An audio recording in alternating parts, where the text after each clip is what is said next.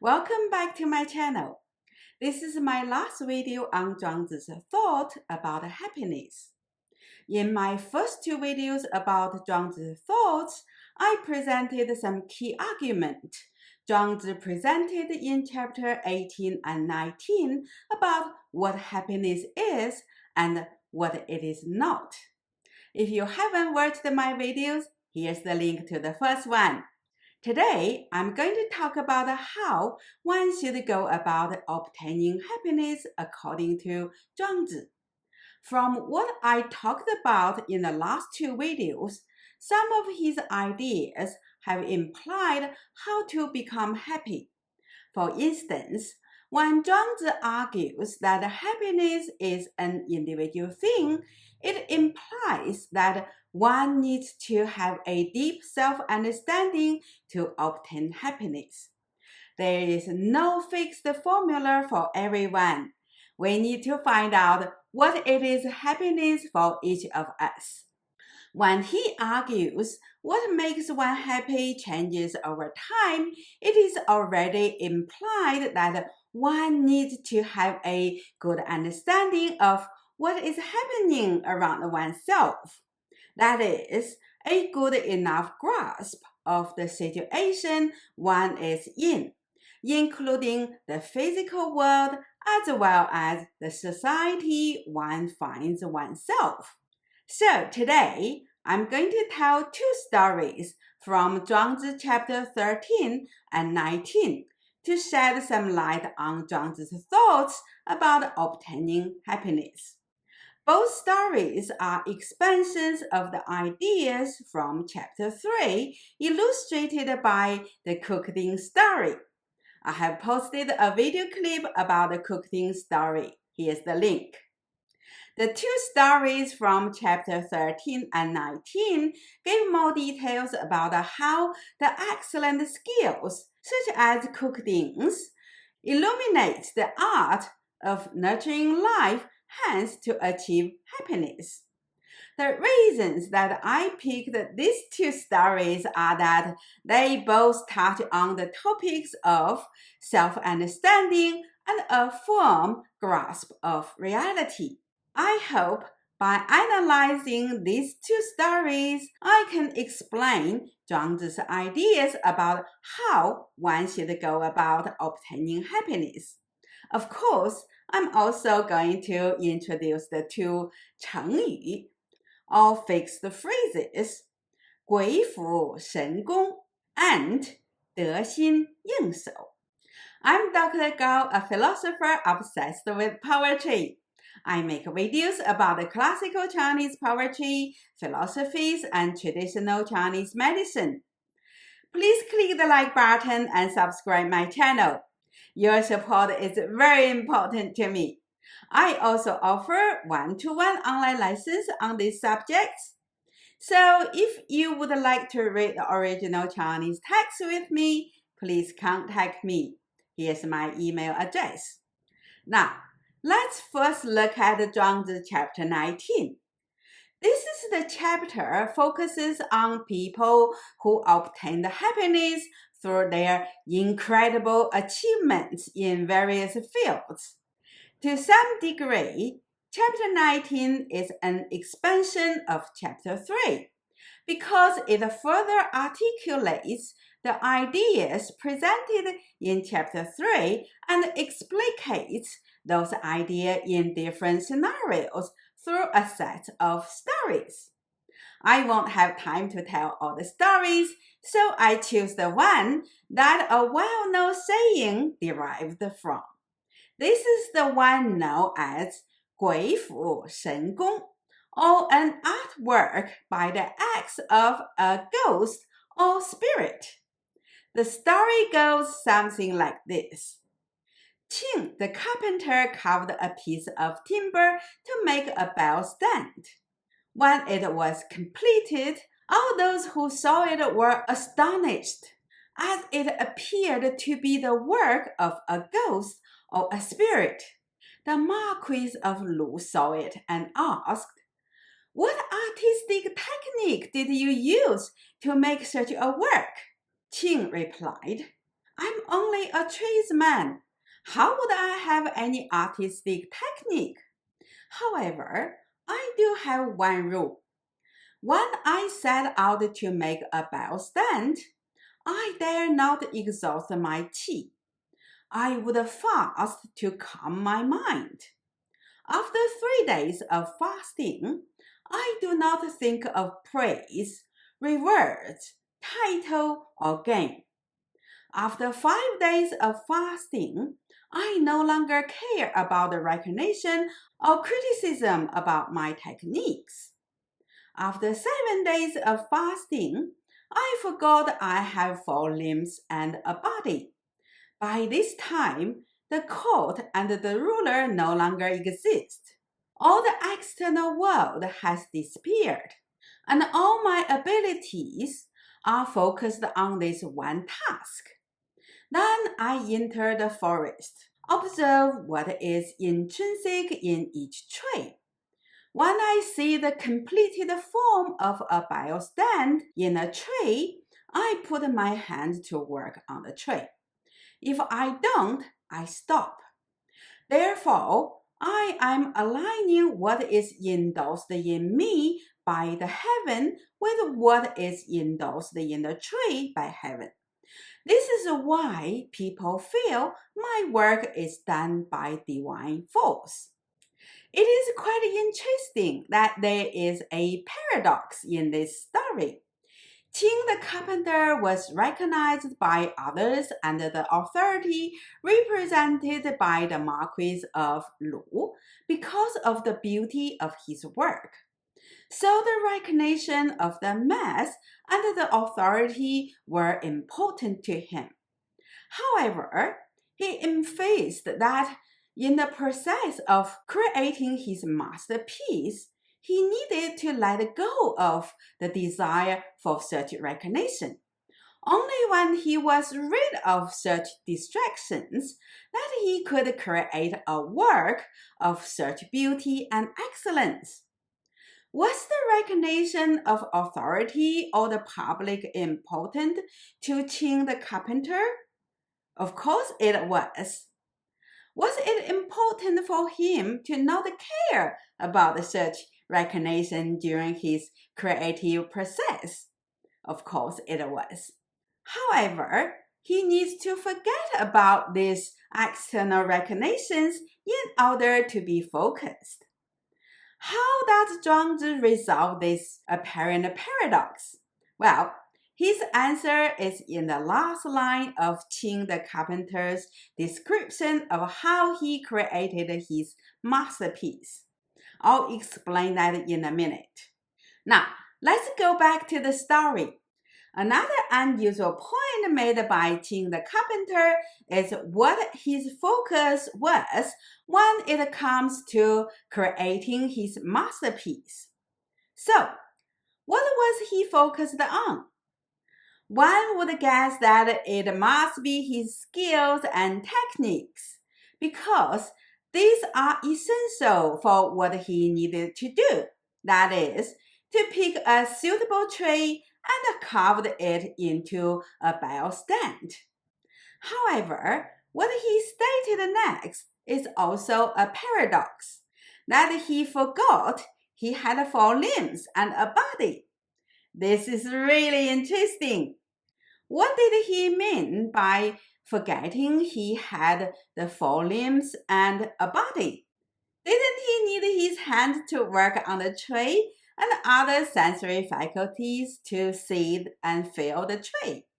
Well, this reminds me a statement made by Cultivating when he describes his experience of carving up the ox in chapter 3. After 19 years of practice, Cultivating claimed that, "Currently, your servant meets the ox by my spirit, and I do not see the ox with my eyes. My sensory faculties stop, and my spirit advances. Following its heavenly endorsed patterns, my knife slides through the great crevice. My knife follows the great cavity according to what it naturally is.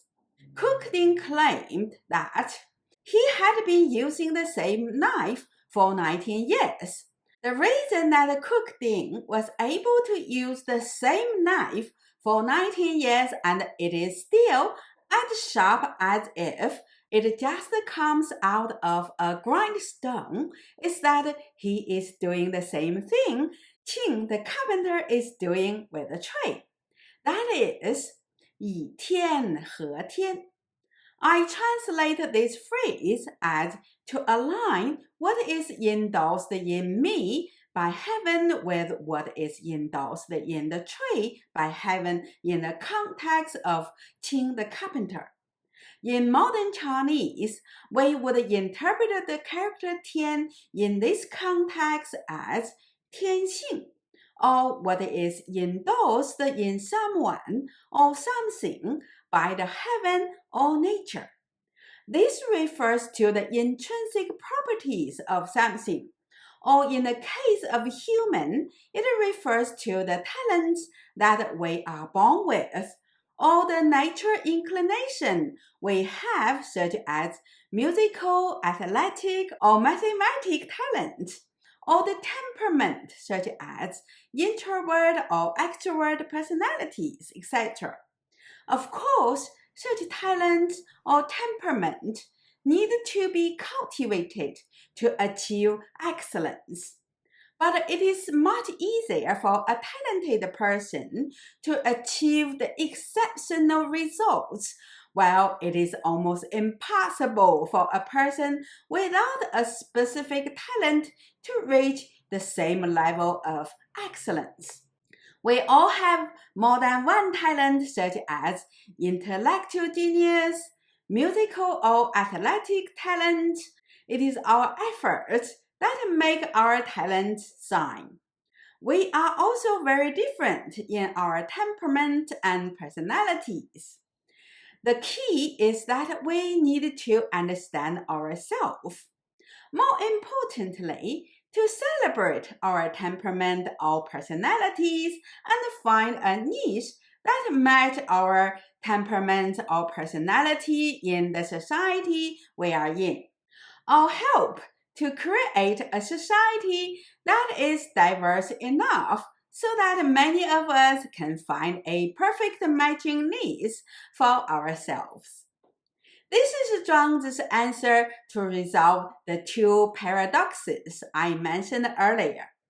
When we align what is endorsed in us by the heaven or nature, which is the same thing according to Zhuangzi, with what is endorsed in the things we work on, recognition will come as a byproduct. So is the expression of our intention where our skills. Of course, this is easier said than done, but I'm an optimist. I believe that we all born with many talents. It is always possible for us to find one of our talents and work on it to create a niche for us in a society. As in the case of cooking or Qing the carpenter, the process of achieving happiness is to meet the world with our authentic self. And this is based on our finding the authentic self by discovering our nature, inclination, and temperament, cultivating the talents we are born with, and align that with what we are doing at hand, such as our way of making a living or leading our lives. This is how we accomplish incredible feats, that is, creating masterpieces that are regarded as 鬼斧神工, or an artwork by the acts of ghost or a spirit, and obtain happiness in the process. Getting recognition and rewards are just byproducts of such process. Now, I would like to talk about the second aspect of achieving happiness. That is, to have a firm grasp of reality. This reality is not what we philosophers usually refer to. That is, the reality behind phenomena. I would call it the living reality. It includes the physical world we are in, such as our physical environment, the tasks we are expected to perform, the materials we use to accomplish our tasks, etc., as well as the social world we are in, such as our family members, co-workers, friends, or even someone we encounter on the street. This is the reality we face every day. To have a reasonable understanding of this reality is as important as our self-understanding for achieving happiness. Now, let's look at how Cultivating got hold of his reality about his job. Firstly, it took him 3 years to have a firm grasp of the physical reality, that is, the anatomy of the oxen. Each ox is slightly different from the others, so he needed to go through a large number of oxen to get a firm grasp of the anatomy of oxen and their variations. Secondly, he also needed to train his body to respond to such variations in a timely manner. He needed to see the cavities in the ox's body for his knife to slide through, and more importantly, to train his hand and other parts of his body to move in ways that are appropriate to each moment during the carving process. After 19 years of practice, the movement of his body becomes so adapted to each moment of the carving process, it becomes a beautiful dancing performance. The cooking story reminds me of a dumpling making performance I watched in Singapore nearly 20 years ago.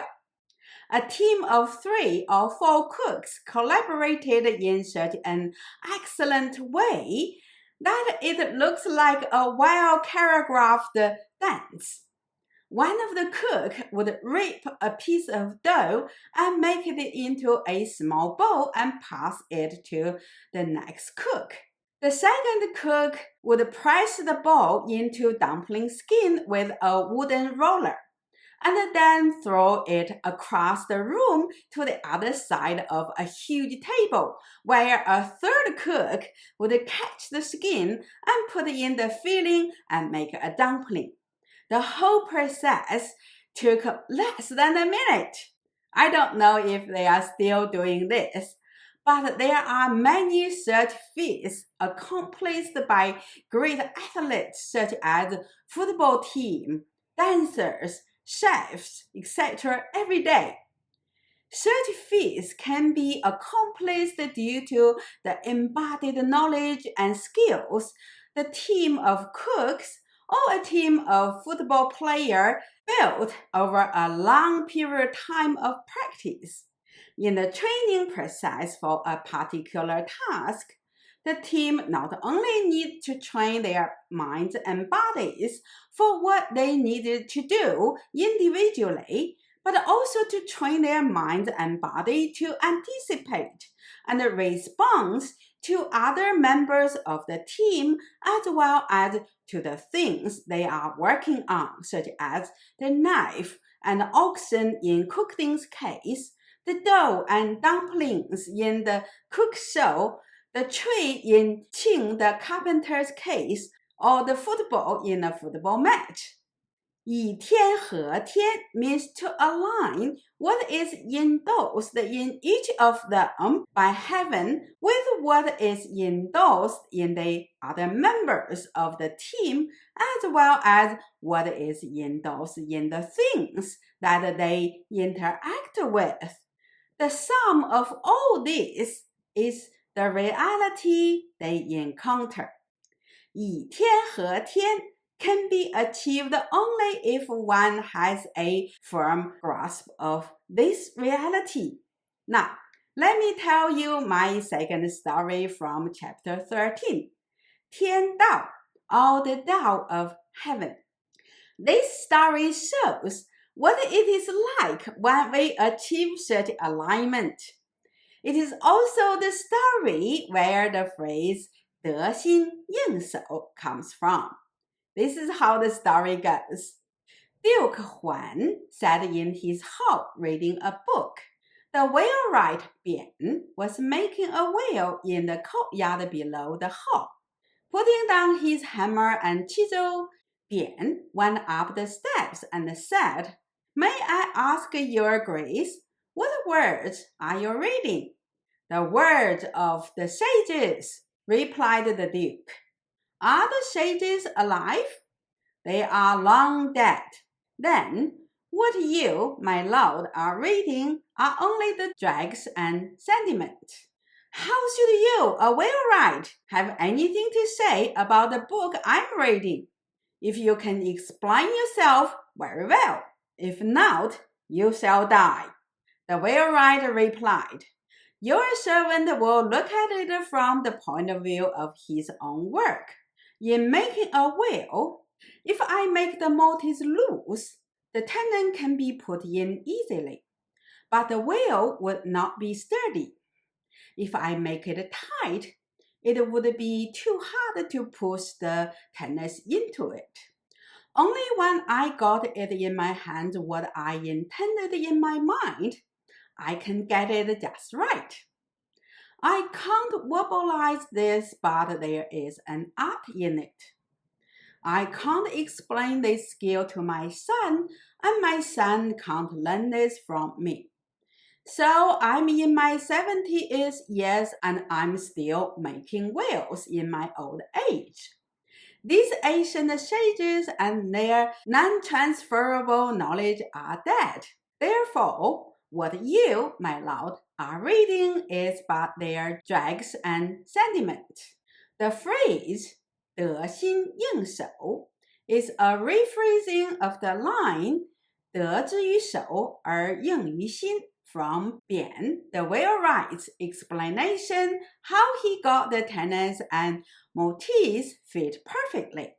Now, let me show you my character-by-character translation of his account of how he did his work.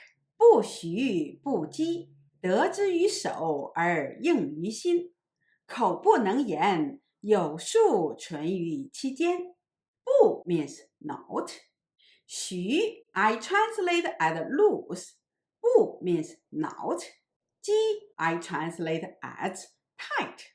徐 literally means to work leisurely, and 击 means to run or walk quickly. These are how the two characters are translated in most translations of this line. However, 徐 also means to loosen up, and 击 is used to mean the opposite of 徐, that is, to tighten up.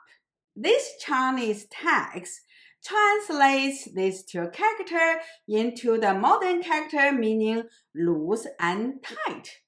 Since Bian, the wheelwright, was talking about making a wheel and the technique of mortise and tenon lock was used in wheel making at Zhuangzi's time, I suggest this translation is more appropriate within this textual context. So that's why I translated 徐 as loose and 击 as tight. 得 means get. 之 means it. 于 is a very versatile adverb, meaning at, with, or among something. Here it can be translated as at. 手 means hand. 耳 means and. 应 means respond. 于 means with. 心 means heart mind. 口 means mouth. 不能 means cannot. 言 means to speak. However, here 不能言 does not mean cannot speak. It actually means Bian, the wheelwright, cannot explain his techniques in words. This is quite common with embodied skills. Sometimes such skill can be demonstrated by showing how to move parts of one's body to perform a task, such as dancing or playing a musical instrument. But here, the skill is more subtle than such techniques.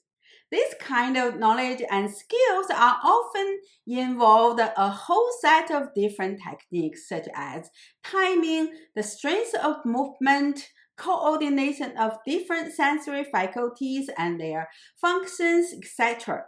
That is why Bian, the wheelwright, said he cannot verbalize his skill. So I translate 不能言 as cannot verbalize. 有 means there is. 数 literally means number or to calculate. Sometimes the calculator 数 is used in both senses. For example, the Chinese name for mathematics is 数学, the discipline of numbers and calculation. 数 also has the connotation of fortune, as in the phrase of 气数, or destiny, as in the phrase of 命数. Here it is used as an alternative scribe of 数 or art. 于 means among, 期 means them, 间 means in the middle. 于期间 means among something or among them. So I translate this long sentence as not loose, not tight. Only when I got it in my hands what I intended in my mind, I can get it just right. I cannot verbalize this, but there is an art in it. From this story, Zhuangzi shows us that one cannot learn the true knowledge from books. It is in the practice. In doing things, real insights can be obtained. I would argue that Zhuangzi means the same thing about achieving happiness. We can read all the books about how to be happy, but still feel miserable. Each of us has our eccentricity, and finding the perfect match between our eccentric needs and what the world can offer is a highly complex skill. Many people never find their perfect match. But I believe with enough practice and diligence, we can cultivate our ability to find happiness. It lies with a deep self-understanding and a firm grasp of the reality we find ourselves in. And being happy is an embodied knowledge and skill that we can cultivate in our mind, heart, and bodies. Happiness can come in all kinds and forms. We may have moments of happiness when we achieve an incredible feast, such as Qing the carpenter, Bian the wheelwright, or cooking. Yet, we can also have moments of happiness when we accomplish a trivial but difficult task, such as declutter a bedroom that is filled up with all sorts of old things you may never use, but it's too hard to get rid of. Or lose the 5 pounds you always wanted. It does not matter. What matters is how you feel about yourself at any given day. I remember how miserable I was 3 years ago. I felt I was trapped and there seems no way out. But one day 2 years ago, I decided I was going to do something I really love and started my YouTube channel. I learned to make myself happy one day or even 1 hour at a time. Now, 2 years later, I'm happy at the very least half of the time. I still have dark moments, but those dark moments are getting shorter and shorter and less intense. Sometimes I can go on for a whole week without having a bad day.